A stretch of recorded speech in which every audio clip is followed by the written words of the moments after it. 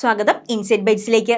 രാജ്യവ്യാപകമായി പ്രത്യേക സമഗ്ര വോട്ടർ പട്ടിക പരിഷ്കരണം അടുത്ത 2 മാസങ്ങളായി നടക്കുമ്പോൾ അതീവ ജാഗ്രതയോടെയാണ് പ്രതിപക്ഷ പാർട്ടികൾ, പ്രത്യേകിച്ചും കോൺഗ്രസ് വീക്ഷിക്കുന്നത്. ഈ മാസം അവസാനത്തോടെ SIR തയ്യാറാക്കാനാണ് കേന്ദ്ര തെരഞ്ഞെടുപ്പ് കമ്മീഷണർ സംസ്ഥാന തെരഞ്ഞെടുപ്പ് കമ്മീഷന് നിർദ്ദേശം നൽകിയിരിക്കുന്നത്. SIR പ്രസിദ്ധീകരിച്ച വോട്ടർ പട്ടിക തയ്യാറാക്കണമെന്നാണ് ഉത്തരവ്. 2026 നിയമസഭാ തെരഞ്ഞെടുപ്പ് നടക്കുന്ന കേരളം, അസം, പുതുച്ചേരി, തമിഴ്നാട്, പശ്ചിമ ബംഗാൾ എന്നീ സംസ്ഥാനങ്ങളിൽ SIR വേഗത്തിൽ പൂർത്തിയാക്കും.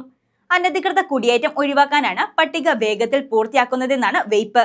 എന്നാൽ ഇങ്ങനെയെങ്കിൽ തൃശൂരിൽ സ്ഥിരതാമസക്കാരനല്ലാത്ത കേന്ദ്രമന്ത്രി സുരേഷ് ഗോപിക്കും അദ്ദേഹത്തിന്റെ ഭാര്യയ്ക്കും സഹോദരനും എങ്ങനെ തൃശൂരിൽ വോട്ടർ പട്ടികയിൽ പേര് വന്നുവെന്നാണ് കോൺഗ്രസ് ചോദിക്കുന്നത്. അന്യജില്ലക്കാർ മറ്റു ജില്ലയിലെ പട്ടികയിൽ പെട്ടിട്ടുണ്ടെങ്കിൽ അത് വെട്ടിത്തിരുത്തേണ്ടവർ അത് കണ്ടില്ലെന്ന് നടിച്ചതാണ് തൃശൂരിലെ സുരേഷ് ഗോപിയുടെ വിജയത്തിന് കാരണമായത്. സുരേഷ് ഗോപിയുടേത് അർഹതയില്ലാത്ത വിജയമാണെന്ന് CPI നേതാവ് VS സുനിൽകുമാർ ആവർത്തിച്ച് വ്യക്തമാക്കിയിട്ടുണ്ട്. ഇത്രയും തരംതാണ കളി കളിക്കാൻ BJP വോട്ടർ പട്ടികയിലെ ക്രമക്കേട് കൂട്ടുപിടിച്ചുവെന്നതാണ് സത്യം. ഇത്തരത്തിൽ വോട്ടർ പട്ടികയിൽ ക്രമക്കേട് നടത്തി ഇനി തദ്ദേശ സ്വയംഭരണ തെരഞ്ഞെടുപ്പിൽ അധികാരത്തിലേറാമെന്ന് വ്യാമോഹിക്കേണ്ട എന്ന് പ്രതിപക്ഷ നേതാവ് VD സതീശൻ വ്യക്തമാക്കിയിട്ടുണ്ട്. CPM-ഉം മുൻകരുതൽ രാഷ്ട്രീയം കളിക്കുകയാണെന്ന് കോൺഗ്രസ് ആരോപിച്ചു.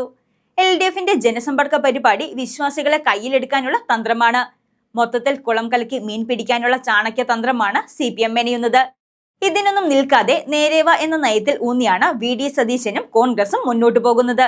ആരോപണ വിധേയരെ പുറത്താക്കിയും നിയമസഭയിലെ പ്രതിപക്ഷ ഇരിപ്പിടത്തിൽ നിന്ന് പോലും രാഹുൽ മാങ്കൂട്ടത്തിലിനെ മാറ്റിയിരുത്തിയതും കണിശമായ കോൺഗ്രസ് നിലപാടായാണ് രാഷ്ട്രീയ നിരീക്ഷകർ നോക്കിക്കാണുന്നത്.